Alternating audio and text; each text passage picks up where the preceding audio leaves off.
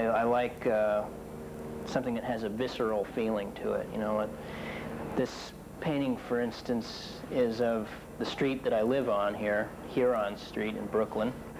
It's a nocturnal scene where all the taxi cabs have lined up into the distance, and there's the Twin Towers that give you a little bit of an idea of where it is relative to Manhattan.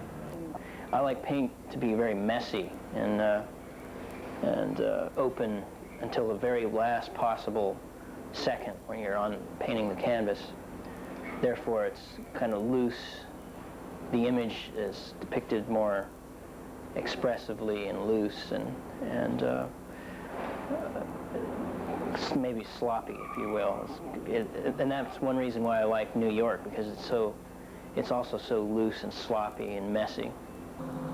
The urban squalor of New York really impressed me after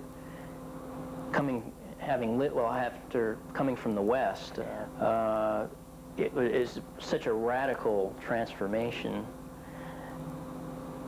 but in some way it seemed just as impressive as that natural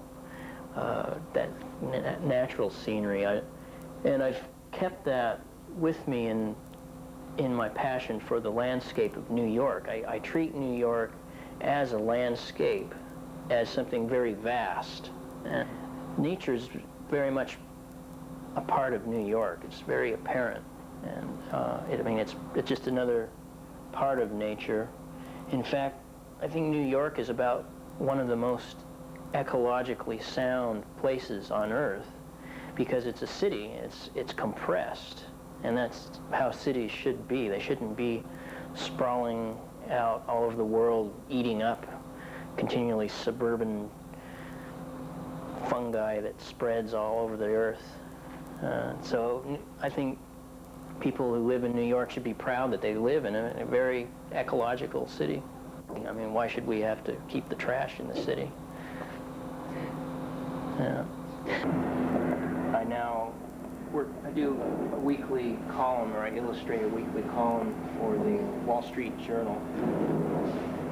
And this is the latest one. It's the man pruning his investments.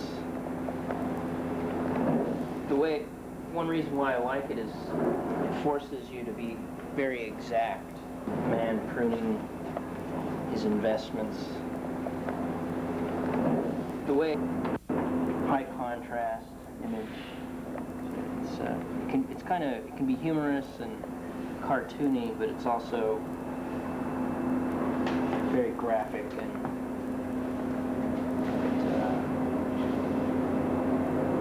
kind of cutting. It's cut rather than drawn. It's like the tool is a knife rather than a pen. It's maybe more sculptural, more related to sculpture than just drawing. This one was in the Times about the GOP convention, cliffhanging, not being a cliffhanging convention. And another thing I like about it is the process, the different stages. And I draw the drawing, but generally it's my idea. It's done in pencil, because pencils transfers to the linoleum very easily. I tape it face down, the pencil drawing, onto the linoleum, and then I burnish it. You could burnish it with a spoon, but I burnish it with a special etching burnisher. And I transfer that graphite line, so I have a nice mirror image on the linoleum, and then I just carve from there. And I print it. I ink it up with ink, with gooey etching ink. Fun compliment to my fine art. It's more, has a definite goal. It's every week. My first teachers were comic books. I learned to draw basically from comics, or at least that fueled my desire to draw, was looking at those wonderful comics, especially horror comics and war comics. I wasn't interested in superheroes. Yeah, I paint a lot of taxis because that's kind of a signature of New York, and maybe my own signature too. It's kind of a constant, that yellow color of taxis. It's in a way the most challenging color to represent because it loses its saturation very quickly as night comes and becomes like a gray or a green, not really a yellow. Yellow is the most fragile color in the spectrum. Taxis are also always on the move. They're kind of a symbol of energy and unpredictability. The taxi driver never knows where he's going to be transporting his clients to. Sometimes they don't either. They might shift their mind right in mid-transit. So there's always something romantic about the taxi cab. Of course, New York is a unique city. Could never be anything like New York. Of course, I love it for that reason. It's chaotic.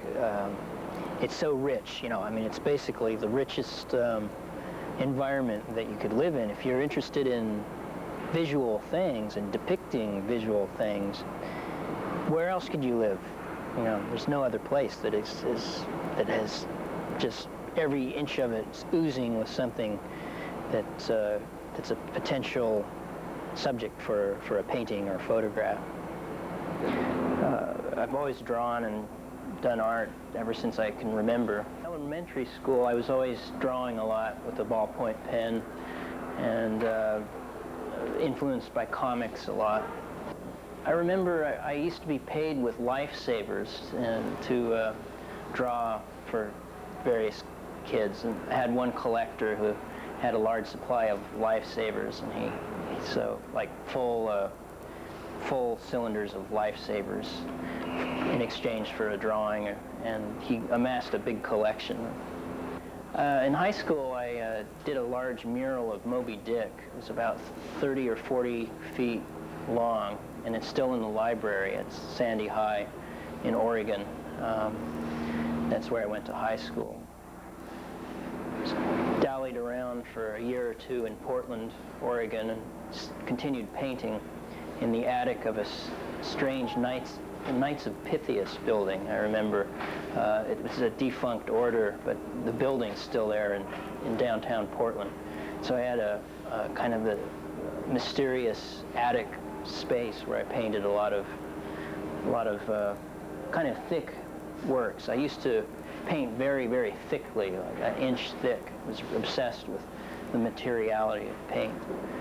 And but I didn't really have all that much success in Portland, and eventually moved on to New York. I just came to New York as an immigrant does, you know. I came to New York right at the end of the good era, the mythical era of the 80s.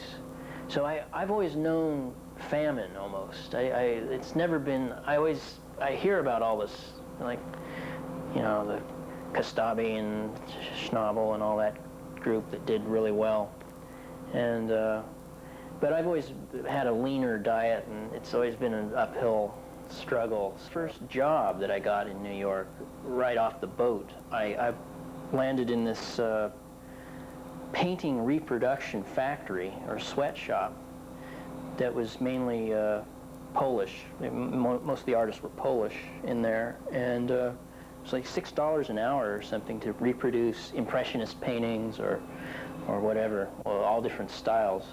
So I thought, after I got out of that job, I was in it for a couple weeks, that I might as well apply the skills that I had learned as a sort of a painting forger or reproducer. So I did my own rendition of the Potato Eaters, and it was a fun painting to do. Tiny piecework jobs, construction work, and you know, I've had some tough times. And Kostabi, I worked with Mark Kostabi, as seems like half the artists in New York have one time or another. But he gave, actually it was working there that I got most of my best contacts, and actually that he probably helped me out more than any other individual in this city. So that turned out to be a very good job, and it was fun too. Yeah, this is a screen painting. It's emulating the Japanese screens where they paint on a movable, hinged surface that can both stand on its own kind of sculptural without a wall, or it can be folded so that it becomes like a triptych, and it can actually be hung on a wall like a painting. So it has two different possible applications. And it's 6 foot high by 20 some inches in width, each panel. And I thought it would be a perfect format to display my 3 favorite buildings in New York: the Chrysler, the Flatiron, and the Empire State Building. This is called the Three Sisters. So I had a blast with this painting. I hope to do more of this screen format. 60 by 72. It's sort of a human scale size. It's be good as a piece of furniture in any apartment, or you just relate to it on a human level. Traveling's important. In fact, that's probably why I like New York so much, because it's a good place to travel in as well as out from. But also, I do like to travel to Europe. I guess I've only traveled to Europe, but I go there every couple of years. I studied there at the Slade in graduate school at Hunter College in London. That is to say, I studied at the Slade in London, and that was very crucial for my development. In fact, I developed my nocturnal cityscape in London, believe it or not. Well, it wasn't even New York. Also, the subway is a really good way to travel. It's a train. I love trains, of course. And then, of course, in America, you can hardly ever ride a train anymore. But at least in New York, you always have a train. My first year or two in New York, I did almost nothing but subway paintings. I was fascinated by their sinewy, again, a sort of an anthropomorphic allusion to humans or to something living, something that is inorganic, has a organic characteristic, the tubes, the cables that suspend all the wires, and the grime, and the vein-like intersections of rails and the elevated girders. It's all found really fascinating. And Edward Hopper is really a great painter, and I've been very inspired by him and follow in his tradition a little bit. He's a bit more of a classical painter than I am. He's able to narrow down a composition, whereas I tend to add on things and obfuscate with mist and weather. Weather's an essential thing in my paintings. Hopper's more of a dry painter, and I'm more of a wet painter. So when good art does last, it can survive being reinterpreted. The Pergamon altar in Berlin could be an example of that, something that endures long past, I'm sure would have a hard time identifying with the Hellenic civilization that created that, but we can appreciate it. The I think the human form, mainly the life that you see in that stone, the way it has been carved, the drapery, the energy. I've done a little bit of teaching at Hunter College, where I got my master's. When I've taught, I've encouraged my students in as far as their ability is concerned, and their ability to finish an assignment or to compose something. I haven't necessarily encouraged them to pursue art as a vocation. You know, that's certainly an artist has to know that himself. I never really had a epiphany experience that I was an artist. I've always drawn and considered myself an artist. Self-conscious. It's hard to know when a painting is finished. My paintings are finished when I have an exhibition coming up and I have to get them in the show, and they get sold, or they get away from my studio. Otherwise, I tend to go back and mess with them a bit. The best way that I've found to finish a painting is to make it strong enough so that it can survive being fiddled with in the very end stages of the campaign. Because you'll never actually, it's very hard to, I hardly ever have this, oh yeah, that's finished. I only have the feeling that it's finished when I've started to mess it up a little bit, but not too much. It has to still be really good, but I tend to just barely mess it up. I've always been fascinated by asphalt, by the streets that are constantly excavated and paved over. It complements the robust type of painting that I try to make. Craggy potholes, they have a history. It's about momentum, I guess. You don't come to New York and make it really big immediately. You know, most people don't.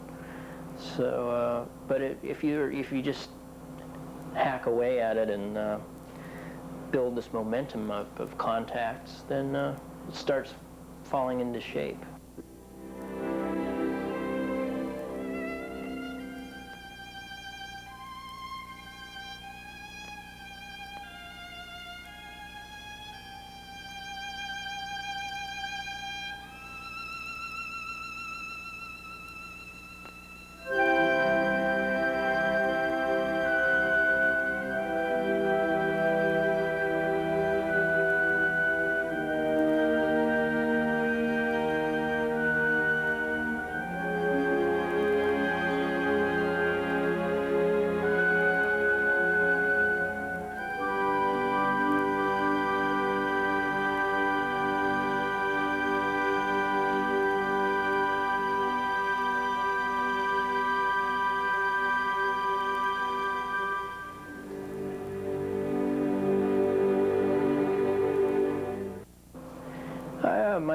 My gallery does pretty well with my work. My work is pretty sellable work. A lot of foreigners like it. A lot of Germans especially.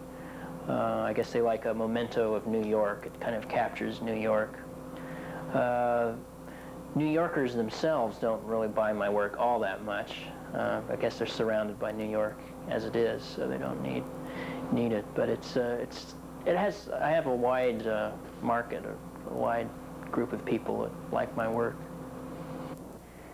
I personally like to make my work accessible. I stick with representational images, and I'm not trying to go over the heads of people.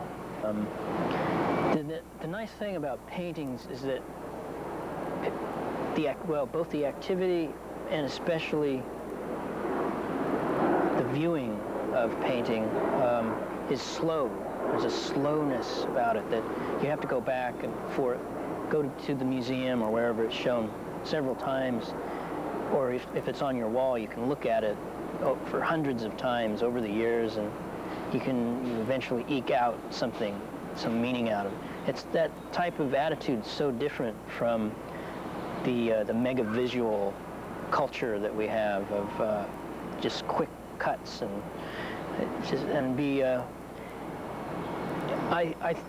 maybe people sort of got alienated from so-called modern art, and it would be good to bring back the activity of painting, basically. The activity of observing painting and appreciating painting. It's a lot of hard work, though. Still a lot to be done with painting. They're always predicting the death of painting. They've been doing that for maybe a century or something.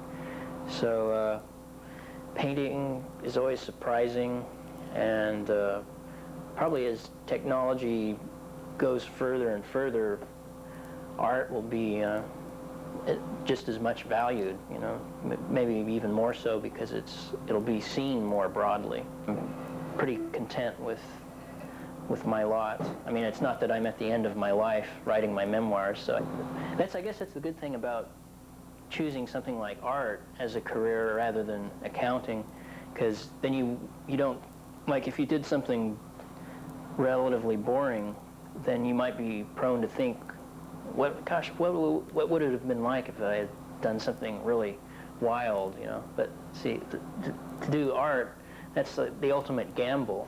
You have to be basically a gambler if you take art as a career.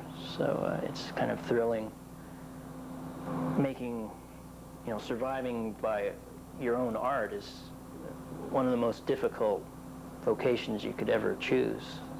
My life to do over again, I would still choose the life of an artist and still be doing what I'm doing. My paintings have a debt to filmmaking, or maybe not to filmmaking, but the filmic things that are filmic, things that are atmospheric and photo-related. I guess one of my favorite movies has to be Taxi Driver, and that has an amount of painting on celluloid, the reflections in the street and the neon signs and the sounds. I can almost think of it as a painting, that movie. Yeah, it's sort of a mysterious thing to create something out of nothing. That's what art's about. And to create something that's never been around before. It's like something new. And it's especially amazing when you're right in the middle of doing that you haven't quite pulled it off yet, but there's something tugging at you. It seems just without, you're not even conscious of it. You lose yourself in it, and lo and behold, then you step back and you've done something. It's like you stumble into it.